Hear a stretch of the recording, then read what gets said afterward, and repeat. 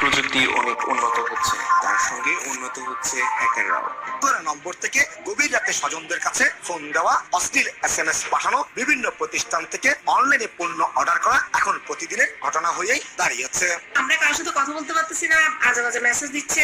Message আমাদেরকে দিতে হয় না, হোয়াটসঅ্যাপ বলেন, মেসেঞ্জার বলেন, সবখানে ওই মেসেজ দিচ্ছে। মানে বিভিন্ন রকম সিমও চেঞ্জ করছে প্রায় 7-8টা এ পর্যন্ত। অন্যজন সিম আনার পরও কিন্তু সে নিষ্পত্তি পায় নাই। প্রতিনিয়ত মোবাইলে থাকা ফোন নাম্বার, ছবি সহ নানা ধরনের তথ্য মুছে দেয় চক্রটি। তবে সবচেয়ে বেশি ভোগান্তিতে পড়তে হয়েছে পরিবারটির স্কুল পড়ুয়া সন্তানকে। নিয়মিত শিক্ষকদের কাছে অশ্লীল SMS পাঠিয়ে থামতে হয়নি, তারা অনলাইনে ক্লাস চলাকালে ডিভাইসে ঢুকে নানা ধরনের বিপত্তিও সৃষ্টি করা হয়। অন্তত 3টি পরীক্ষায় অংশ নিতে পারেনি এই শিক্ষার্থী। সো বুঝতেই পারছেন বিষয়টি কতটা ভয়াবহ। তবে মোবাইল হ্যাকিং এতটা সহজ না হলেও কৌশলগতভাবে অনেকটাই সহজ করে ফেলেছে হ্যাকাররা। তবে একটা কথা কি জানেন, একটা মানুষ কেমন বা তার চরিত্র কেমন তার সম্পূর্ণ তুলে ধরতে পারে তার ফোন। অর্থাৎ কারো ফোন যদি হ্যাক করা হয়, সে ব্ল্যাকমেলের শিকার হবে অনায়াসে। কারণ ফোন হ্যাকিং এর ফলে তার ফটো, অডিও ক্লিপস, ভিডিও থেকে শুরু করে আপনার প্রত্যেকটি অ্যাপস এর ইনফরমেশন চলে যাবে হ্যাকারদের হাতে। দেখুন, সহজ ভাবে 3টি উপায়ের কথা আমি বলছি। আপনি যদি সেটিং সম্পর্কে ধারণা নাও থেকে থাকে, আশা করি ভিডিওটা দেখলে বুঝতে পারবেন।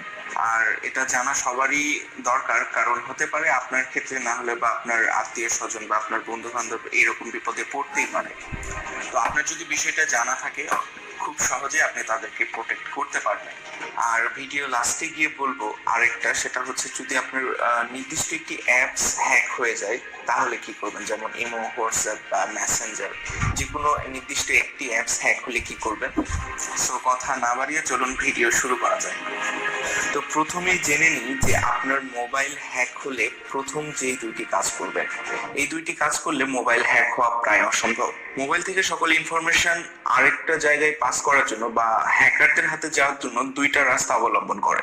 1 নম্বর হচ্ছে জিমেল, 2 নম্বর হচ্ছে বিভিন্ন ধরনের অ্যাপস, যা কিনা আপনার ম্যালওয়্যারও বলা চলে। আশা করি আপনি বুঝতে পেরেছেন। সো আপনি যদি এই 2টা রাস্তা বন্ধ করতে পারেন তাহলে হ্যাকারদের হাতে কোনো ইনফরমেশন যাওয়া সম্ভব না। প্রথমেই আপনার ইমেলটাকে চেক করার জন্য আপনার ফোনে যে জিমেলটা আছে সেই জিমেলে যাবেন, ডান পাশে কোণায় পিকচারে ক্লিক করবেন।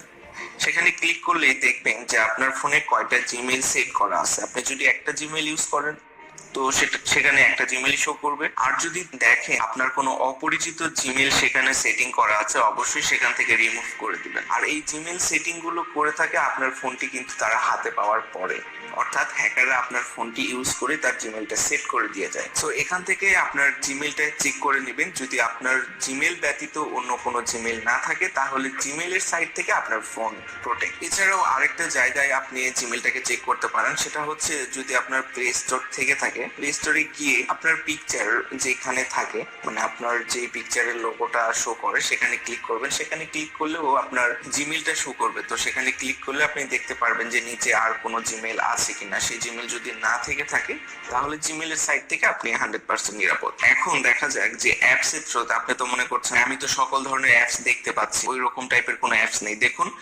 যারা অ্যাপস এর মাধ্যমে হ্যাকিং করে অ্যাপসটাকে সবসময় হাইড রাখে, অর্থাৎ অ্যাপস এর সেটিং আপনার ফোনে করে দেওয়ার পর অ্যাপসটাকে হাইড করে দেয়। তো এই অ্যাপস হাইড করা অ্যাপসটি আপনি কোথা থেকে বের করবেন আপনার ফোনে।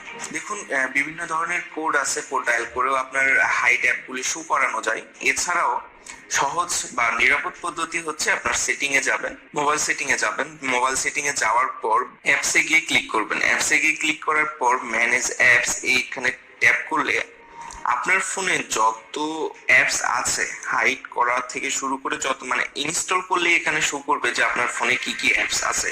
তো প্রত্যেকটা অ্যাপস ভালো করে লক্ষ্য করবেন। যদি কোনো অ্যাপস, এমন কোনো অপরিচিত অ্যাপস যেটা আপনি ইউজ করেন না, সেটা অবশ্যই আনইনস্টল করে দেবেন। আর যদি আপনার অ্যাপস বা ম্যানেজ অ্যাপস এই অপশনটি খুঁজে না পান তাহলে আপনার সেটিং থেকে আপনি ডায়াল করবেন হচ্ছে ম্যানেজ অ্যাপস, এই লেখার সঙ্গে সঙ্গে অপশনটি চলে আসবে। তো সেখানে ক্লিক করে আপনি সরাসরি চলে যেতে পারবেন। তো সেখান থেকে গিয়ে আপনার অ্যাপসগুলি চেক করে নেবেন। যদি সেখানে অপরিচিত কোনো অ্যাপস থেকে থাকে অবশ্যই আনইনস্টল করে দেবেন। তাহলে কোনো মানে ম্যালওয়্যার টাইপের যে অ্যাপসগুলি দেয়, অনেক সময় হয় কি যে এই ধরনের হ্যাকিং আপনার ফোনটা হাতে পাওয়ার প্রয়োজন হয় না। বিভিন্ন ধরনের সাইট বা বিভিন্ন ধরনের লিঙ্কে ক্লিক করলে সেখানে অটোমেটিক আপনার ফোনে অ্যাপসটি ইনস্টল হয়ে যাবে এবং অ্যাপসের সকল সেটিং শেষ করার পর অ্যাপসটি অটোমেটিক্যালি হাইড হয়ে যাবে, যার ফলে আপনার পরবর্তীতে সকল ইনফরমেশন চলে যাবে হ্যাকারদের হাতে। এই তো গেল ফোন হ্যাকিং। এই দুটি রাস্তা যদি আপনি বন্ধ করতে পারেন তো এটা নিরাপদ থাকেন যে আপনার ফোন হ্যাক হওয়া সম্ভব না। এখন কথা হচ্ছে যে ফোনে কিন্তু আরো এক ধরনের হ্যাকিং হয়, সেটা হচ্ছে বিভিন্ন ধরনের অ্যাপস, যেমন আপনার হয়তো বা ইমো হ্যাক হয়েছে বা হোয়াটসঅ্যাপ হ্যাক হয়েছে। হ্যাকাররা কিন্তু ওটিপি তাদের মোবাইলে সেট করে নেয়, যার ফলে আপনার অ্যাপস এর অ্যাক্সেসটা তাদের হাতেও থাকে। তো অ্যাপস এর সেটিং এ গিয়ে আপনার জিমেইলটা চেক করে দেখবেন যে অন্য কোনো জিমেইল সেট করা আছে কিনা বা অন্য কোনো লিংক শেয়ার করা আছে কিনা সেখানে। আর যদি সেটা না পারেন, ঝামেলা মনে হয়, সিম্পলি অ্যাপসটা সরাসরি আনইনস্টল করে দেন এবং সাথে সাথে আবার ইনস্টল করেন এবং আবার নতুন করে সেট আপ দেন। তাহলে আশা করি আপনার ফোনটি আর হ্যাক হবে না। তো এই মোট 3টি উপায় ছিল আপনাদের